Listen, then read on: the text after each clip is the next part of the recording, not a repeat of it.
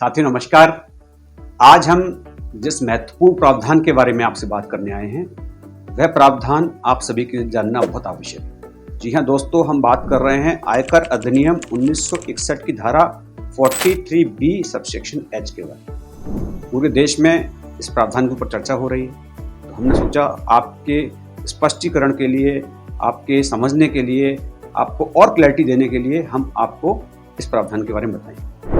दोस्तों, ये प्रावधान ये कहता है यदि आपने किसी ऐसे व्यक्ति से माल खरीदा है जो कि सूक्ष्म अथवा लघु स्तर का व्यापारी है, माइक्रो एंड स्मॉल, जिसके पास में MSME एक्ट के अंदर उद्यम रजिस्ट्रेशन है, तो आपको उसको 15 दिवस के अंदर भुगतान करना आवश्यक है। उदाहरण के लिए, आपने किसी ऐसे सप्लायर से माल परचेज किया है जो सप्लायर ने आपको माल दिया है आपके व्यापार के लिए, और सामने वाला जिसने आपको माल दिया है वह MSME एक्ट के अंतर्गत उद्यम रजिस्ट्रेशन उसने ले रखा है, वह MSME एक्ट के अंदर पंजीकृत है। तो सरकार ने कहा भाई 15 दिन के अंदर उनका भुगतान कर दीजिए। यदि हम ऐसा नहीं करते हैं तो क्या होगा?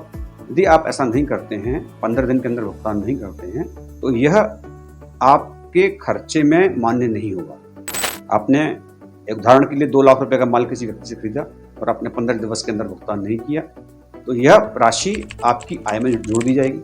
आपने मान लीजिए पूरे साल में विभिन्न व्यापारियों से जिनके पास में MSME के अंदर रजिस्ट्रेशन है 50 लाख रुपए का माल खरीदा, जिनका भुगतान आपने 15 दिवस के अंदर नहीं किया, तो पूरे 50 लाख रुपए आपकी आय में जोड़ दिए जाएंगे। आपको उनके ऊपर इनकम टैक्स देना। आप कहेंगे साहब ये तो बड़ी ज्यादती हो गई हमारे साथ में, हम तो 30 दिन में पेमेंट करते हैं, हम तो 60 दिन में पेमेंट करते हैं, हमारी कंडीशन ये होती है।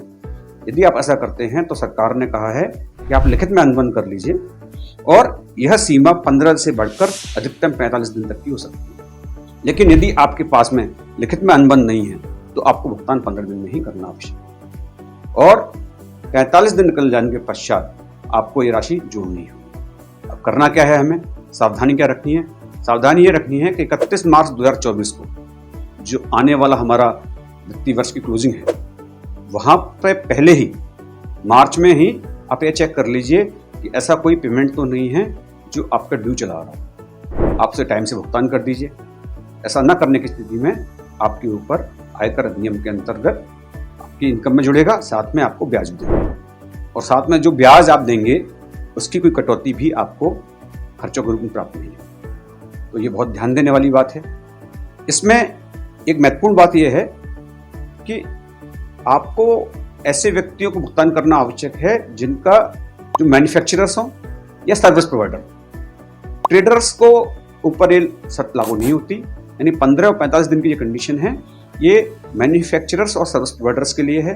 यदि आपने किसी मैन्युफैक्चरर से माल लिया है या सर्विस प्रोवाइडर से माल लिया है तो ही आपके ऊपर कंडीशन लागू है। तो इसका ध्यान रखते हुए हम उम्मीद करते हैं कि आप इस बात का ध्यान रखेंगे और 31 मार्च से पहले ही अपने बकाया जो आपकी देनदारी है उनका भुगतान कर देंगे। और साथ ही यदि आप भी मैन्युफैक्चरर हैं या सर्विस प्रोवाइडर हैं तो आप भी अपना उद्यम रजिस्ट्रेशन ले लीजिए, और आपने जिनको सेवाएं दी हैं, आपने जिनको माल दिया है, आप उनसे भी अपनी पेमेंट की डिमांड कर सकते हैं। अन्यथा की दिशा में आपने जिनको माल दिया है या आपने जिनको सेवाएं दी हैं, वे व्यक्ति भी दिक्कत ना सके। तो ध्यान रखिएगा अपना, और बहुत बहुत धन्यवाद। जय हिंद।